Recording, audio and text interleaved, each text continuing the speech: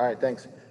Hi, everyone. We got Kobe Elvis here. We'll take a couple questions for Kobe, and then we'll have Coach Leitao in after he's done with his radio interview.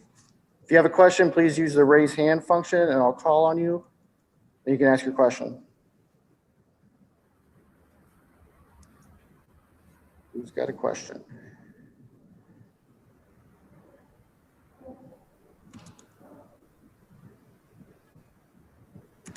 Go ahead, Lawrence Kramer. Go ahead.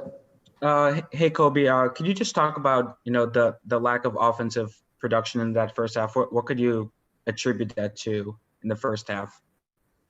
I think obviously it's preparation. I think guys coming in being ready to go obviously is something that we need to really key in on, and get done. So I just say that just coming ready to play.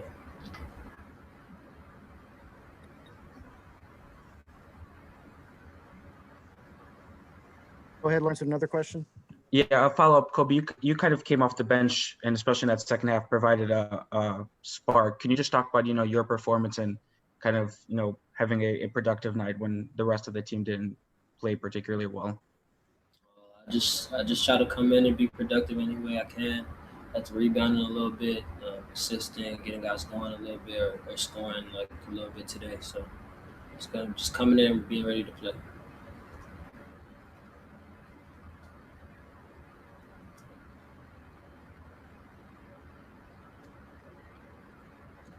Can't use the raise hand. Just go in the chat, and I'll call on you in there.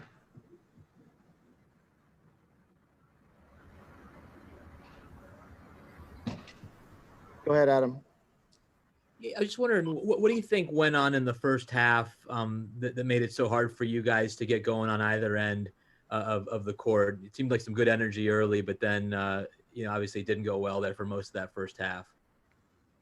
It's a little bit demoralizing at times when you're playing really hard on the defensive end and you're not seeing a couple shots going every now and then on the offensive end. So I think that's really what hurt us there, is not seeing the ball going as much as we usually do. So.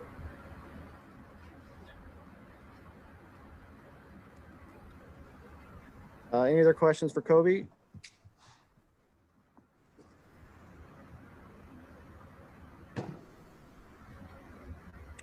All right, thanks, Kobe. We'll have Coach in here in a second.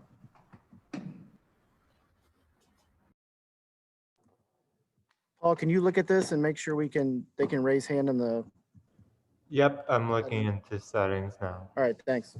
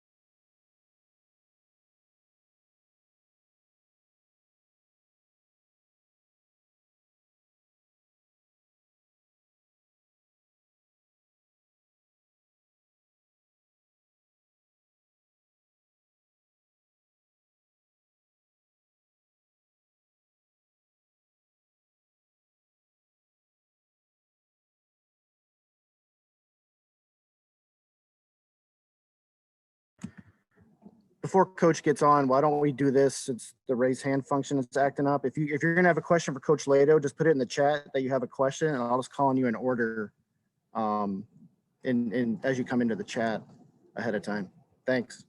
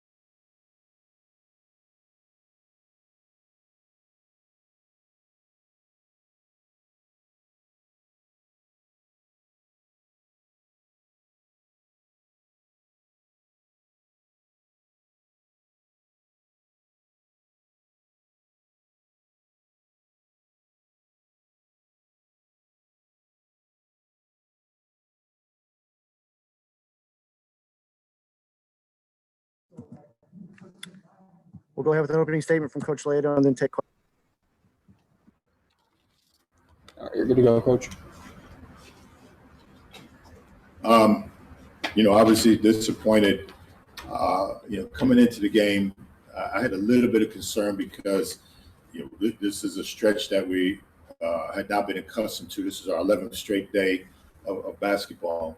And, I thought we might be a little logy and try to prepare ourselves by playing more people in different combinations. Not to say that it had a reason. There was a lot of reasons why the game happened the way it happened today. Most importantly, we started out, I thought, energized. We were defending. We had them off balance. They made a couple of early shots, but I think it was 10-4 or something like that. And I wasn't really concerned because the energy we were playing with on defense, our bench was into it. But we talked about it after the game. I think part of being mature about taking care of your business is not being dependent upon seeing the ball go in the basket all the time. That has happened to us, in different stretches during the season. We've had lulls and our offense hasn't clicked because we don't see the ball go in the basket enough. Not being able to make makeable shots at the rim, mid-range shots and perimeter jump shots cause lapses in our defensive rotations, but specifically in our defensive effort. And that's how the game went from manageable to unmanageable by halftime.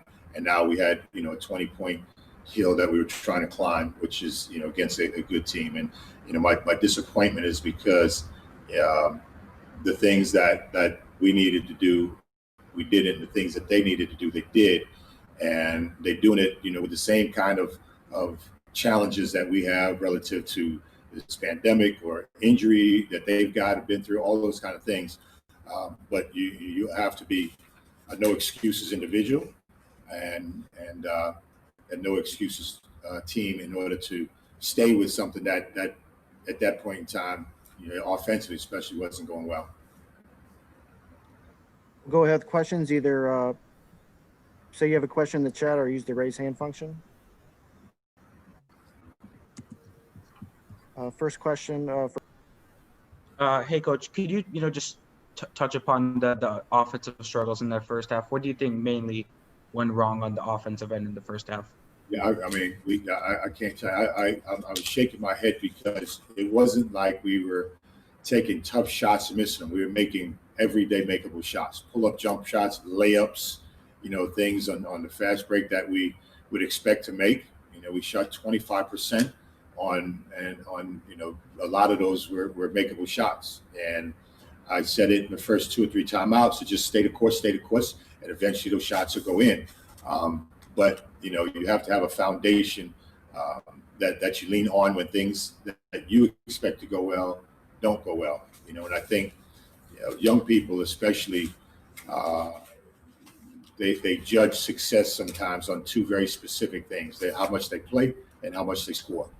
And I'm not saying that was a specific reason, but it creates the shoulders to drop a little bit, and all of a sudden everything that you're trying to do that has a lot to do with success, all of those details, especially those kind of go astray. And I think that was part of what happened.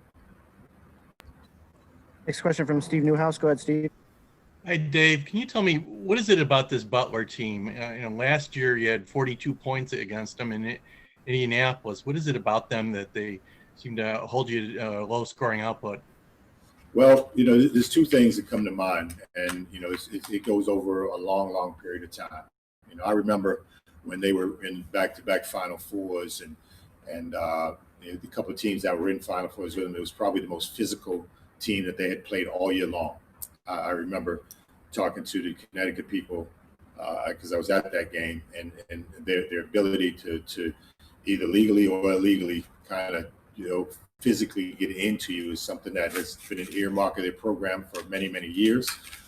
They still do it. They're not as seasoned with it because they got a lot of new pieces that they're trying to integrate, particularly freshmen, but they do play a different kind of brand of basketball. And I think with this year's group, it can be rather frustrating because they do have the ability to have spurts where they can come up the floor quick, but then if not, they work the shot clock and wait for their offense to have the defense make a mistake. Because of what was going on offense, our mind just for a second shut off on too many defensive plays where, we got a middle drive here, offensive rebound there, a back cut that hurt us, mess up a switch, not jump to the ball. All those millions of things that make you good on the defensive end started to go against us. And that's because, they were playing with confidence. Maybe it's because of the Creighton game that they played the other day, or just understanding what is being asked of them a little bit more each and every week. Next question from Ed Rittenberg. Dave, you guys didn't have a lot of turnovers and you didn't foul a lot in the first half, yet you still had obviously behind a lot. I mean, how unusual is that it still led to such a big deficit, because it wasn't like you guys were fouling or throwing the ball out of bounds on every possession? That being said, I would have taken my chances going into halftime, whatever the score would have been. Again, not to belabor the point, if we had made more shots. We shot, I think it was 25% by halftime. And so if we had turned the ball over and didn't rebound well, we'd have shot 25% and been down more than what we were down. I don't want to say that specifically you're kind of putting your finger in to stop this thing that ails you, and then, something else is leaking. But we haven't had a game yet where we've been as inefficient offensively. And I didn't think that we took a few bad shots, but by and large, we were in positions to do what we wanted to do. And again, if I watch the film, I'm going to guess 12 to 15 makeable shots in the first half that we didn't make, that we could have made. And so those turnovers or lack thereof, of what you're talking about, didn't hurt us as they had in previous games, but it was something else that caused our demise. All right, one more question from Lawrence Kramer. Go ahead, Lawrence. Yeah, Coach, in the second half, you guys seemed like battled back and had a much better offensive half. Is there anything you said during halftime to kind of get your team going before the second half? Not necessarily. I struggle a little bit with this group this year because, the amount of things that nobody knows about that they either have been through or continue to go through means I got to be a little bit more delicate. Not to say I can't challenge or yell or do those kind of things, but my opportunity to inspire, to motivate is sometimes done different ways than normal. Same point in time, there's lines that you have to draw to make sure that you do certain things on an everyday basis. And my concern is that sometimes, for all of us, talk about the guys or even the other people in the program, those lines have gotten a little blurred for a lot of different reasons. But I think, again, they've probably been through more than we've been through, and they've made it through. Their record isn't what they want it to be, but they're still persevering. Our record is not what we want it to be, but we still have to persevere. We've got to find a way collectively to understand what that means. And most importantly, we've got to live for the guy next to us every single day and not let that person down. All right, thanks everyone. Thanks, Coach.